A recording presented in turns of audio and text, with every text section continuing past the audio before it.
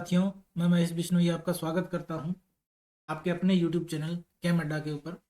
और आशा करता हूं कि आपके सेशन जितने भी इससे पहले मेरे साथ रहे हैं सभी अच्छे रहे होंगे, आपको पसंद आए होंगे। ठीक है, अभी हम एक समर्पण बैच अनाउंस कर रहे हैं साथियों। टीजीटी साइंस के लिए समर्पण बैच जो है हमारा टीजीटी साइंस का सीबीएसई सीटेट 2024 जो जनवरी में होने वाला हमारा एग्जाम है सीटेट का, उसमें टीजीटी साइंस के लिए समर्पण बैच की अनाउंसमेंट हम कर रहे हैं। इस बैच में केमिस्ट्री का जितना भी पोर्शन है साथियों, जो भी आपका केमिस्ट्री का पोर्शन है वो मैं लूँगा। और जो फिजिक्स का पोर्शन है पूरा का पूरा वो राजेश सर लेंगे। ठीक है, राजेश सुथार सर। बायोलॉजी का जो पोर्शन है वो नवीन सर करवाएंगे आप। ठीक है, यानी हमारे पास तीनों साइंस की तीनों branches, physics, chemistry and biology, तीनों के तीनों के स्पेशल टीचर आपको मिलेंगे, स्पेशल ट्यूटर मिलेंगे जो आपको कंप्लीट सिलेबस कवर करवाएंगे। हम लोग आपको पूरा फुल सिलेबस हमारा हम इसमें कवर करवाएंगे, फुल सिलेबस। साथ में पीवाईक्यू सीरीज भी करवाएंगे। ठीक है, प्रीवियस ईयर क्वेश्चन सीरीज, जैसा कि हमने एच टेट के टाइम पे किया था वैसी ही एक सीरीज हम यहाँ भी करने वाले। ठीक है, तो आज जो है हम पहले टॉपिक के साथ शुरू कर रहे हैं सीटेट टीजीटी साइंस समर्पण बैच के साथ। जो पहला टॉपिक है केमिस्ट्री का, आज हम उसको शुरू करें। क्लास 10 से हम शुरू कर रहे हैं साथियों। इस टॉपिक का नाम क्या है? इस टॉपिक में है हमारे पास केमिकल रिएक्शन एंड इक्वेशन। क्या है? Chemical reactions and equations. ठीक है, यानी कि केमिकल इक्वेशन और केमिकल रिएक्शंस, इनके बारे में हमें पढ़ना है, यानी रासायनिक अभिक्रियाएं। ठीक है, और रासायनिक समीकरण, उनके बारे में बातें करनी है। सबसे पहली बात केमिकल रिएक्शन है। इसको समझने से पहले हमें क्या करना है? हमें दो चीजें समझनी है। चेंज क्या होते हैं? ठीक है, चेंजेज। केमिस्ट्री में जो चेंज है साथियों वो हम दो तरीके से पढ़ते हैं। पहला जो होता है हमारे पास वो होता है फिजिकल चेंज। क्या होता है? फिजिकल चेंज होता है। तो दूसरे टाइप का चेंज जो होता है वो हमारे पास होता है केमिकल चेंज। क्या होता है? केमिकल चेंज होता है। एक फिजिकल चेंज, दूसरा केमिकल चेंज। फिजिकल चेंज या भौतिक परिवर्तन वह होता है ऐसा चेंज जिसके अंदर जो सब्सटेंस है उसकी कॉम्पोजिशन में कोई चेंज ना आए। ठीक है, क्या ना आए? No change in composition. No change in composition. ठीक है, उसकी कॉम्पोजिशन में कोई चेंज ना आए उसको हम क्या कहते हैं? फिजिकल चेंज कहते हैं। जैसे कहने का मतलब क्या है? जो वाटर है वो लिक्विड स्टेट में रहता है, पानी लिक्विड होता है, लेकिन जब वो सॉलिड में कन्वर्ट हो जाता है H2O सॉलिड, तो वो क्या कहलाता है? आइस कहलाता है। ठीक है, अब होता तो वो पानी ही है, लिक्विड से सॉलिड में बदलना वो क्या है? एक फिजिकल चेंज है। केमिकल चेंज का मतलब क्या होता है? When composition of the constituent particles, constituent particles जो होंगे उनकी कंपोजिशन क्या हो जाती है? चेंज हो जाती है। The composition of the constituent particle changes. ठीक है, it produces a new substance, और इसमें क्या बनता है? एक नया सब्सटेंस बनता है। स्टेट चेंज हो सकती है, कलर चेंज आ सकता है। ठीक है, मेन बात क्या है? जिसमें नया कुछ पदार्थ बनेगा, कोई नया सब्सटेंस बन जाएगा साथियों, वो हमारा क्या कहलाएगा? केमिकल चेंज कहलाएगा। ठीक है, तो जो केमिकल रिएक्शंस और केमिकल इक्वेशंस है क्लास 10th में हमारे पास जो टॉपिक है उसमें सबसे पहली चीज जो आपके आप पास आती है, किसी भी केमिकल रिएक्शन को आप कैसे पहचानते हो साथ? तो कैसे आपको पता चलता है कि केमिकल रिएक्शन हुई है? ठीक है, how can you determine? Question क्या है? How can you determine that A chemical reaction has taken place? ठीक है, एक केमिकल रिएक्शन हुई है, ये कैसे पता चलेगा आपको? उसको पहचानने के लिए हमारे पास 4 पॉइंट होते हैं, हमें उन पॉइंट्स को ध्यान से देखना। सबसे पहला, अगर चेंज इन स्टेट हो, चेंज इन स्टेट, ठीक है, यानी अवस्था में परिवर्तन, अवस्था में परिवर्तन हो जाए साथी। ठीक है, अवस्था में क्या हो जाए? परिवर्तन हो जाए। हिंदी के लिए थोड़ा सा माफ कर देना, मेरी हिंदी ज़्यादा अच्छी नहीं है, लेकिन मैं फिर भी कोशिश कर रहा हूँ अच्छे से लिखने की, राइटिंग नो। ठीक है, पहली बात क्या है, चेंज इन स्टेट हो जाए। जैसे केमिकल चेंज को डिफाइन कैसे करते हैं, चेंज इन स्टेट हो जाए। जैसे मान लेते हैं कि मैग्नीशियम रिबन का जलना, मैग्नीशियम सॉलिड होता है साथियों, ऑक्सीजन गैसियस होती है, इससे बनता क्या है, मैग्नीशियम ऑक्साइड जो कि सॉलिड होता है। ठीक है, रिएक्शन को बैलेंस करना है, यहाँ 2 mg कर देते हैं, यहाँ 2 mg हो जाता है। अब इस रिएक्शन में देखो, रिएक्ट जो इस एरो के लेफ्ट हैंड साइड में आते हैं, जो भी चीज इस एरो के साइन के लेफ्ट हैंड साइड में यानी पीछे आती है टेल की तरफ, उनको हम कहते हैं साथियों कलेक्टिवली रिएक्टेंट्स। उनको हम क्या कहते हैं, रिएक्टेंट्स, अभिकारक कहते हैं। और जो इस एरो के हेड की तरफ आती है उनको हम कहते हैं प्रोडक्ट। क्या कहते हैं, प्रोडक्ट्स, यानी उत्पाद कहते हैं। किसी भी अभी रासायनिक अभिक्रिया का उत्पाद यानी प्रोडक्ट कहते हैं साथ। सिंपल सी चीज है, रिएक्टेंट्स जो इस एरो के किसी भी केमिकल रिएक्शन के अंदर एरो के लेफ्ट हैंड साइड में जो भी दिखाई दे आपको, लेफ्ट हैंड साइड में जो भी है वो रिएक्टेंट्स, और राइट हैंड साइड में जो भी है वो प्रोडक्ट्स कहलाते हैं। सिंपल सी आपको चीज बता रहा हूं। अब चेंज इन स्टेट का मतलब क्या है कि अवस्था में परिवर्तन कैसे होता है। जैसे रिएक्टेंट सॉलिड और गैस दोनों में थे, लेकिन प्रोडक्ट हमें किसमें मिला, सिर्फ और सिर्फ सॉलिड में। मान लेते हैं कि ऑक्सीजन यहाँ पर गैस से किस में कन्वर्ट हो गया, सॉलिड में कन्वर्ट। इसका मतलब क्या है, चेंज इन स्टेट हुआ। जरूरी नहीं है कि सारे चेंज इन स्टेट केमिकली कोई केमिकल जो चेंज हो। ठीक है, दूसरा जो है हमारे पास दूसरा पॉइंट क्या होता है कि जिससे कोई भी केमिकल रिएक्शन हो रही है हमें कैसे पता चलेगा, अगर चेंज इन कलर हो जाए। क्या हो जाए, change in colour. Change in colour का मतलब रंग में परिवर्तन। ठीक है, रंग में परिवर्तन आ जाए, साथ कलर में चेंज आ जाए। चेंज इन स्टेट हो यानी अवस्था में परिवर्तन, या फिर कलर में चेंज आ जाए। जैसे मैग्नीशियम जो रिबन है, सेम ही रिएक्शन है, ऊपर वाली ले लेते हैं। जो मैग्नीशियम रिबन होता है उसका कलर कैसा होता है, ठीक है, सिल्वरी व्हाइट कलर का सा होता है। लेकिन जब ये बर्न करता है, बर्निंग के बाद क्या आएगा, मैग्नीशियम ऑक्साइड बन जाएगा सॉलिड।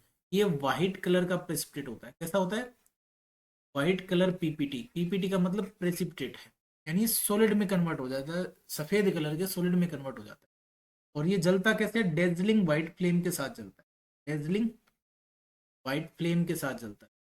इसके साथ जलता है, डेजलिंग व्हाइट फ्लेम के साथ जलता है मैग्नीशियम, यानी कलर में चेंज आ जाए। जैसे जैसे एसिड जो है वो क्या करते हैं, वो ब्लू लिटमस को किस में कन्वर्ट कर देते हैं, ब्लू लिटमस इनटू रेड में कन्वर्ट कर, ब्लू लिटमस को किस में कन्वर्ट कर देते हैं, रेड में। यहाँ कलर चेंज हुआ ना, ब्लू लिटमस से किस में कलर चेंज हो गया, रेड में चेंज हो गया। तो ये क्या है, एक केमिकल चेंज है, केमिकल रिएक्शन है साथ ही।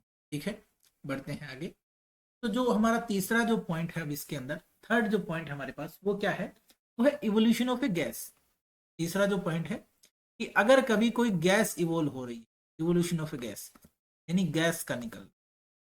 ठीक है, गैस का उत्सर्जन, गैस का निकलना एक केमिकल चेंज का क्या है, द्योतक है, यानी उसका एग्जाम्पल है। कोई केमिकल चेंज वहां पर हो रहा है, इवोल्यूशन ऑफ गैस की बात करते हैं। जैसे जैसे आपने देखा होगा कभी भी किसी मेटल को जब भी एसिड के अंदर डाल दिया जाता है, मेटल को किस में डाल देते हैं, एसिड में। मान लो आपके पास सोडियम मेटल है, जिंक मेटल है, आपने उसको डाइल्यूट HCl में डाल दिया। एसिड में जैसे ही डालोगे तो वहां क्या बनेगा, सोल्ट प्लस में हाइड्रोजन गैस लिबरेट हो जाएगी।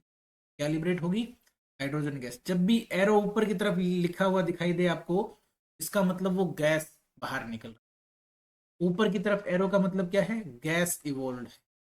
किसी भी रिएक्शन के अंदर अगर आपको ऊपर की तरफ एरो दिखाई दे रही है तो वो गैस इवोल्व है उसका मतलब। अगर एरो आपको नीचे की तरफ दिखाई दे रही है, इसका मतलब वहां पर प्रेसिपिटेट बना है, यानी कोई सॉलिड मास के अंदर जमा हो गया है, प्रेसिपिटेट बन गया। एरो अगर नीचे की तरफ दिखाई दे तो प्रेसिपिटेट बना है, एरो अगर ऊपर की तरफ दिखाई दे साथियों तो गैस इवोल्व हुई मान ली जाती है। ठीक है, तो जब भी कोई गैस का इवोल्यूशन होता है तो उसको हम क्या कहते हैं, केमिकल चेंज मान लेते हैं। फोर्थ जो लास्ट पॉइंट है वो क्या है, चेंज इन टेम्परेचर। क्या है, चेंज इन टेम्परेचर यानी तापमान में बदलाव। क्या है, तापमान में परिवर्तन। इसमें परिवर्तन आ जाए भी, एटलीस्ट अगर टेम्परेचर में चेंज आ रहा है तो सीधी सी बात है क्या हो जाएगा, आपका केमिकल चेंज माना जाएगा। जैसे जैसे आपके एक एक्टिविटी भी दे रखी होगी, जिंक ग्रेन्यूल्स को डाल दिया था डाइल्यूट HCl में, डाइल्यूट सॉरी H2SO4 के अंदर डाल दिया था, तो बनेगा क्या, जिंक सल्फेट बनेगा, साथ में हाइड्रोजन गैस लिबरेट हो जाएगी, ठीक है, और साथ में हीट रिलीज होगी। अब हीट रिलीज होने का मतलब क्या है कि जो टेम्परेचर है उस रिएक्शन के होने से टेम्परेचर बढ़ जाता है, इंक्रीज हो जाता है। अगर टेम्परेचर इंक्रीज या फिर डिक्रीज होता है और डिक्रीज होता है, इसका मतलब वहां पर क्या हो रहा है, कोई ना कोई केमिकल चेंज हो रहा है साथियों, ठीक है। जब भी टेम्परेचर इंक्रीज होता है तो ऐसे रिएक्शंस को हम कहते हैं एक्सोथर्मिक रिएक्शन। क्या कहते हैं, एक्सोथर्मिक रिएक्शन, यानी जिसके अंदर हीट निकलती है, बाहर हीट बाहर निकलती है, टेम्परेचर बढ़ जाता है, उनको एक्सोथर्मिक रिएक्शन कहते हैं। जिसमें टेम्परेचर डिक्रीज होता है उनको हम एंडोथर्मिक रिएक्शन कहते हैं। क्या कहते हैं, एंडोथर्मिक रिएक्शन कहते हैं। ये टाइप ऑफ रिएक्शन में भी पढ़ने वाले हैं।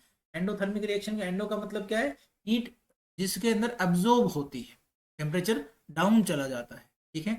तो ये टोटल मिलाकर हमारे पास 4 ऐसे तरीके हैं जिनसे हम किसी भी केमिकल रिएक्शन को पहचान सकते हैं कि कहीं कोई केमिकल चेंज हो रहा है कि नहीं हो रहा, ठीक है। इसके बाद बारी आती है साथियों कि केमिकल इक्वेशन क्या होती है। केमिकल रिएक्शन के बारे में हमने जाना, अब जानते हैं कि केमिकल इक्वेशन क्या होती है। केमिकल इक्वेशन क्या होती है सर, देखो सीधी सी बात है, जब भी हमने एक रिएक्शन, हमने क्या लिखा, हमने एक बात लिखी कि हमें पता था कि हमने एक कुछ एक्सपेरिमेंट परफॉर्म किया, मान लिया हमने कहा कि मैग्नीशियम रिबन का जलना, ठीक है, मैं इसको प्रॉपर ही लिख देता हूँ, मैग्नीशियम रिबन की बर्निंग जो है, मैग्नीशियम रिबन जला किसके साथ, अगर मैं लिखता हूँ कि ये ऑक्सीजन के साथ जला और क्या प्रोड्यूस किया इसने, एक एरो लगा के मैं ये कहता हूँ कि इसने मैग्नीशियम ऑक्साइड बनाया। क्या बनाया, मैग्नीशियम ऑक्साइड बनाया, तो ये मेरा प्रोडक्ट हुआ, ये मेरे रिएक्टेंट्स हुए। ये क्या है, रिएक्टेंट्स जो एरो के लेफ्ट हैंड साइड में है और जो एरो के राइट हैंड साइड में है, वो क्या हुआ बेटा, वो प्रोडक्ट हो गया हमारा, ठीक है, क्या हो गया, प्रोडक्ट हो गया। रिएक्टेंट को पहचान लिया, प्रोडक्ट को पहचान लिया, और इन सबको सेपरेट कौन कर रहा है, एक एरो कर रहा है, ठीक है, जो एरो प्रोडक्ट की साइड में दिखाई दे रहा है, जिसका हेड प्रोडक्ट प्रोडक्ट की साइड में होता है। ऐसे रिप्रेजेंटेशन को हम क्या कहते हैं, केमिकल इक्वेशन कहते हैं। ऐसे रिप्रेजेंटेशन को हम क्या कहते हैं, केमिकल रिएक्शन के इक्वेशन कहते हैं। अब दो सब्सटेंस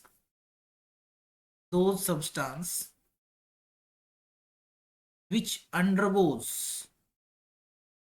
a change और a chemical change, अगर हम ये कहें कि ऐसे सब्सटेंस जो केमिकल चेंज इनका होता है आर कॉल्ड एज रिएक्टेंट्स, उनको हम क्या कहते हैं साथियों, रिएक्टेंट कहते हैं।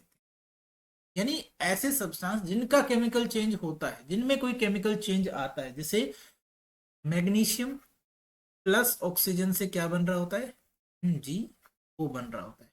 तो मैग्नीशियम और ऑक्सीजन दोनों आपस में, मैग्नीशियम सॉलिड है, ऑक्सीजन गैस है, दोनों में बदलाव क्या हुआ, दोनों ने मिलकर क्या बनाया, मैग्नीशियम ऑक्साइड बनाया, नया कंपाउंड, एक न्यू कंपाउंड बना, न्यू कंपाउंड यानी प्रोडक्ट बना। ये दोनों रिएक्टेंट्स, ठीक है, और ये हमारा प्रोडक्ट हो गया। जो नया कंपाउंड जो भी बना वो हमारा क्या हो जाएगा, प्रोडक्ट हो, ठीक है, सिंपल सी बात है।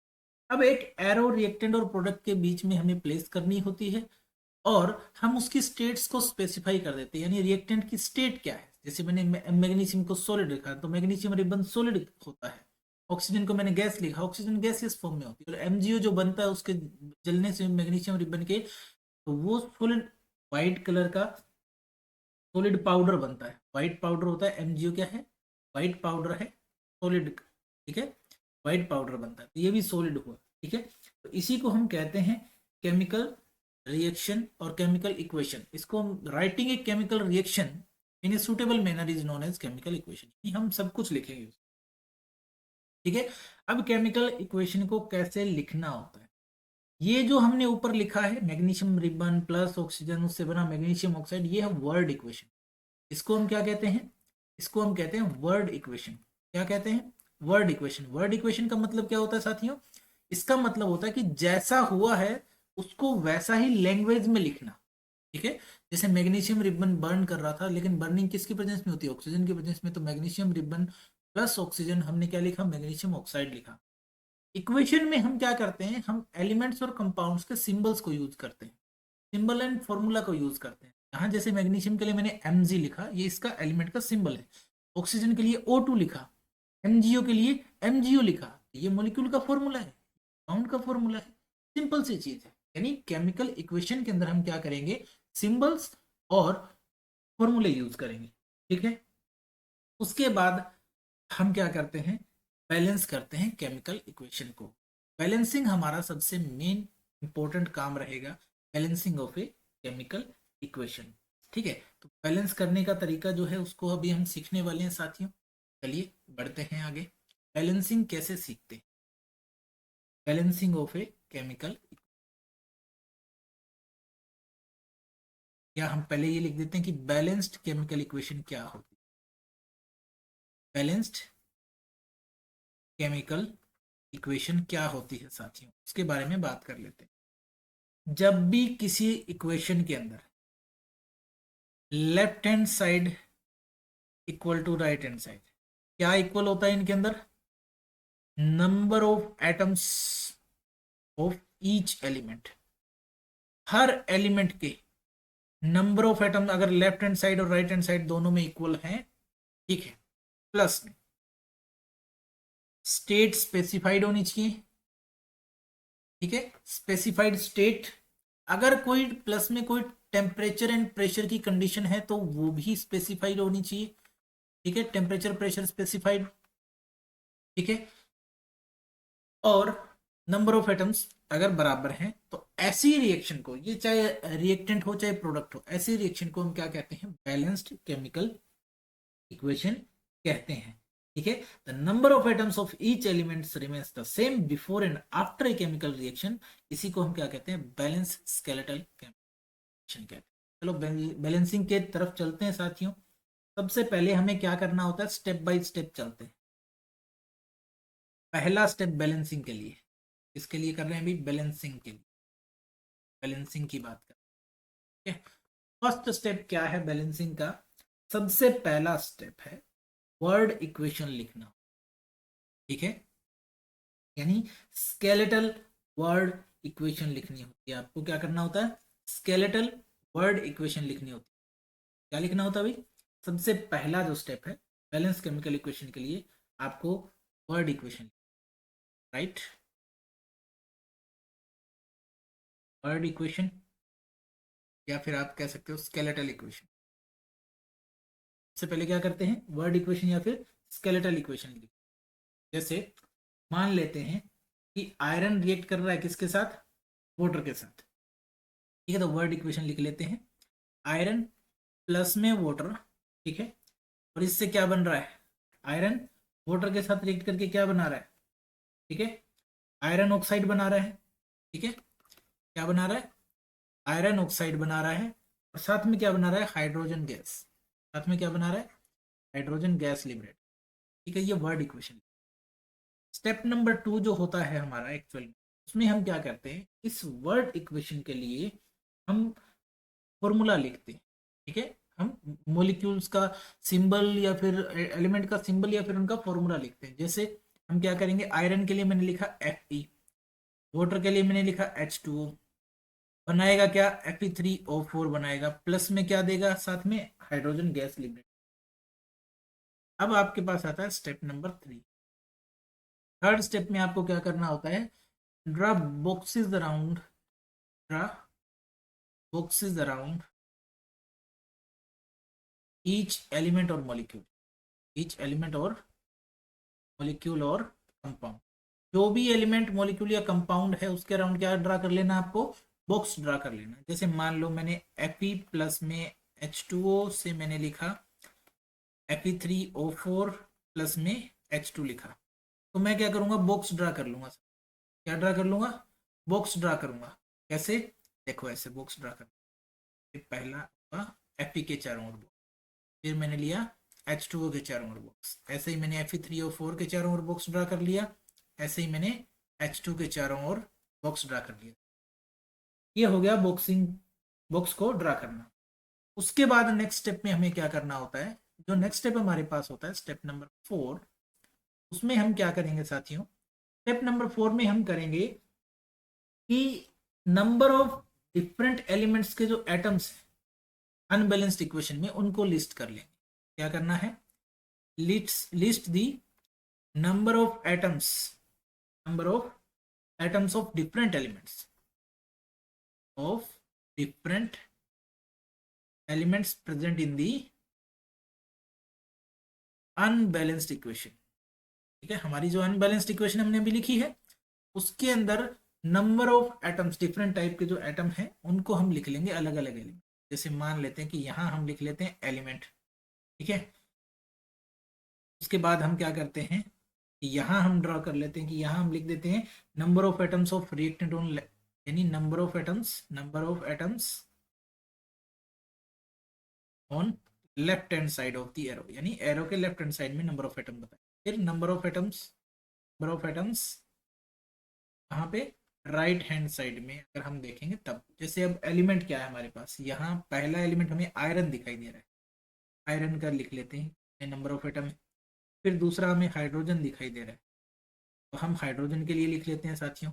ठीक है, दूसरा हम क्या लिख लेते हैं, हाइड्रोजन के लिए लिख लेते हैं। ठीक है, क्या करेंगे इसके लिए, हाइड्रोजन के लिए लिख लेते हैं। आयरन कितना है लेफ्ट हैंड साइड में, एक ही आयरन है तो मैंने लिखा इसके लिए 1। राइट हैंड साइड में आयरन कितने हैं, एरो के राइट हैंड साइड में 3 आयरन है तो मैंने 3 लिख दिया। हाइड्रोजन कितने हैं लेफ्ट हैंड साइड में, 2 हाइड्रोजन है, मैंने 2 लिख दिया। और राइट हैंड साइड में कितने हैं, 2 हाइड्रोजन है, इसके लिए भी मैंने 2 लिख दिया है। ठीक है, उसके बाद आ गया हमारे पास नेक्स्ट में क्या है हमारे पास कि ऑक्सीजन है। ऑक्सीजन कितने हैं लेफ्ट हैंड साइड में, एक ही है तो मैंने 1 लिख दिया। राइट हैंड साइड में कितने, 4 हैं तो मैंने 4 लिख दिया। ऐसे एक टेबल बना लेनी है कि लेफ्ट हैंड साइड में कितने एटम हैं, राइट हैंड साइड में कितने एटम हैं। ठीक है, आगे बढ़ते हैं। तो नेक्स्ट हमारा स्टेप है, स्टेप नंबर 5 जो है, स्टेप 5 वो क्या कहता है कि अब जो हमने टेबल बनाई है तो हम ऐसे कंपाउंड के साथ बैलेंसिंग स्टार्ट करेंगे जिसमें मैक्सिमम नंबर ऑफ एटम्स हो। ठीक है, जनरली क्या होता, जनरली जो बैलेंसिंग है, balancing is started with that compound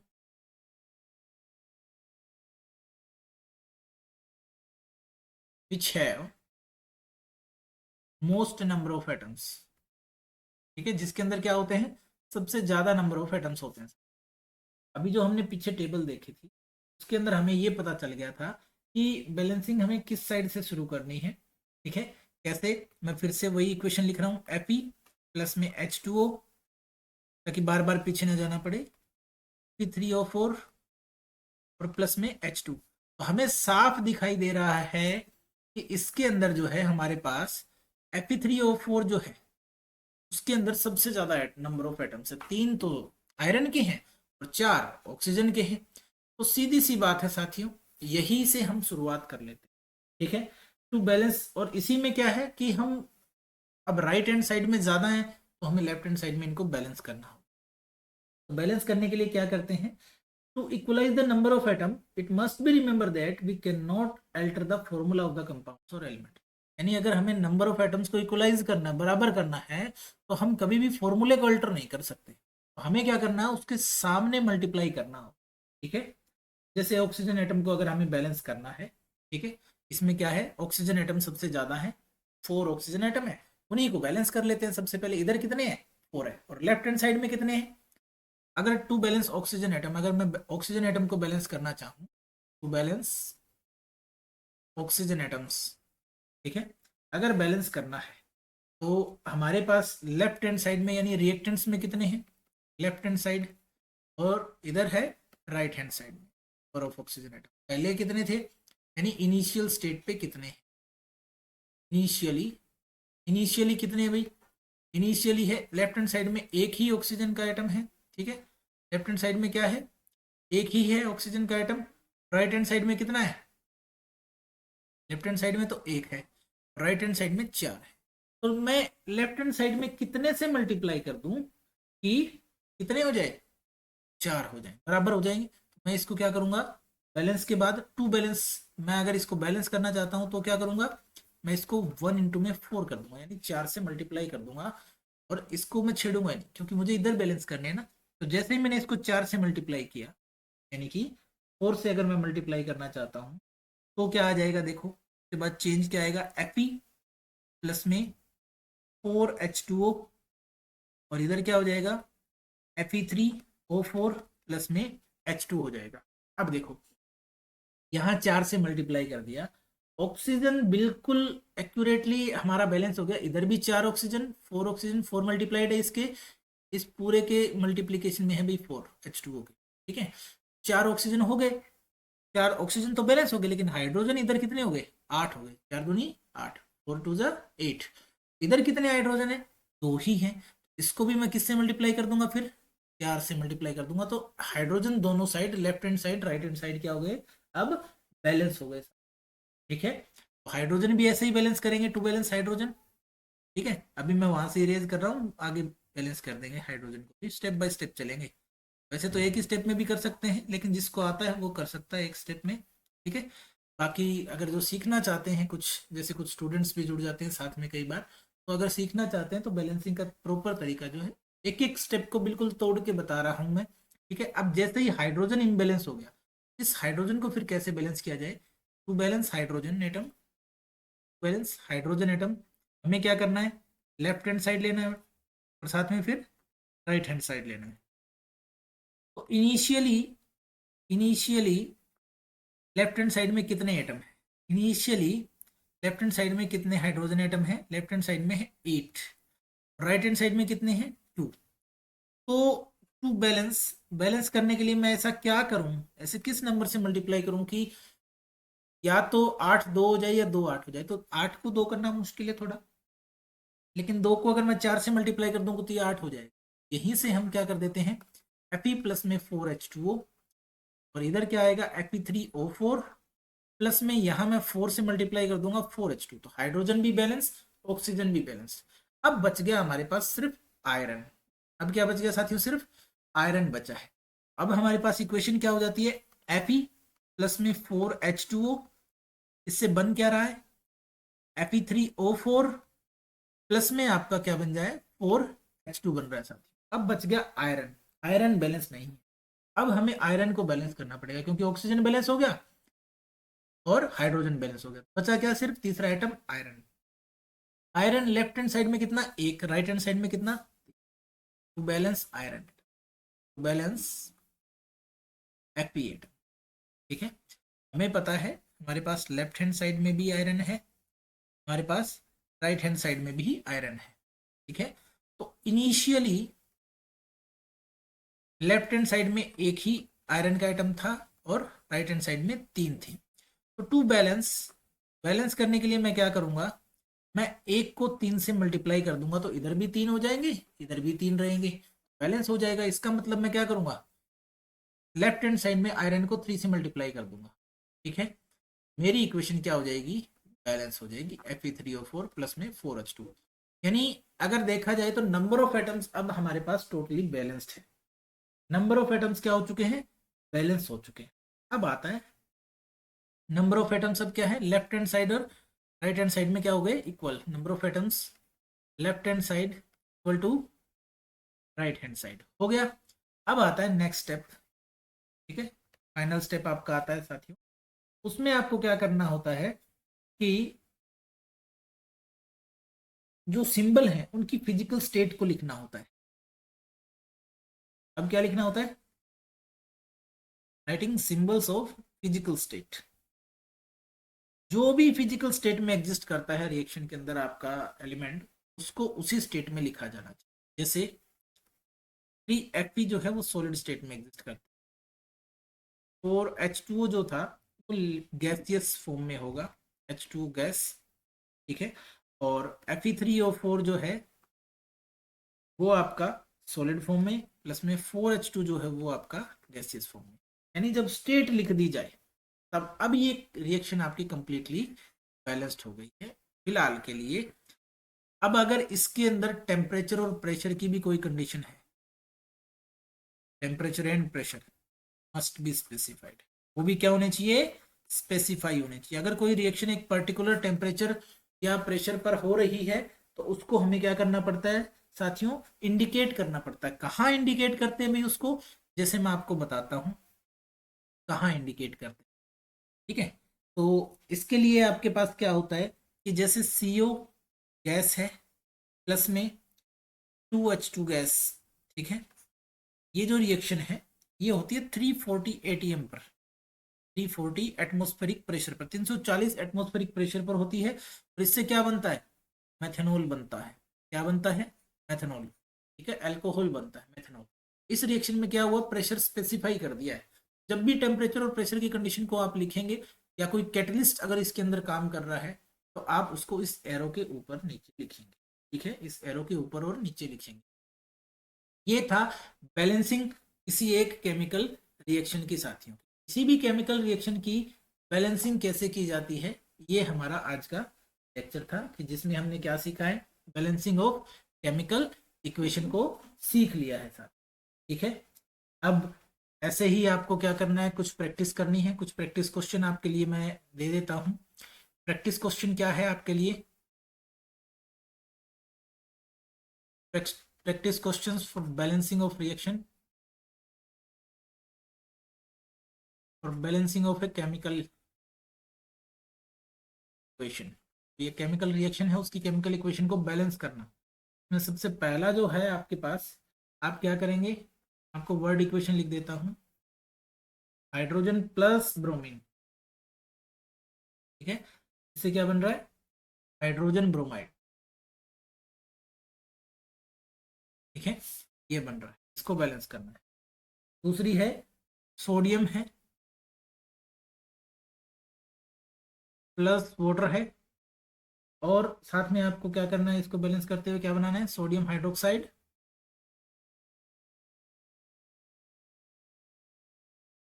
sodium hydroxide plus में हाइड्रोजन।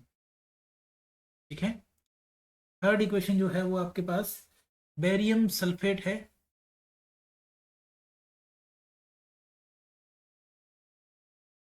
प्लस में एल्यूमिनियम क्लोराइड।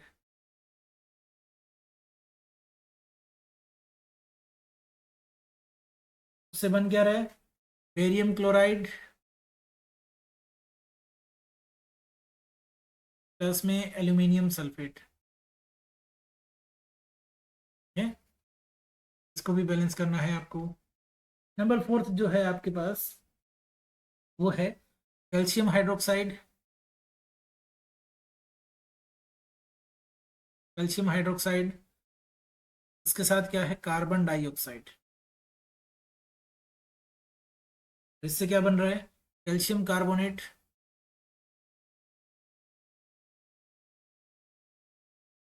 साथ में वाटर।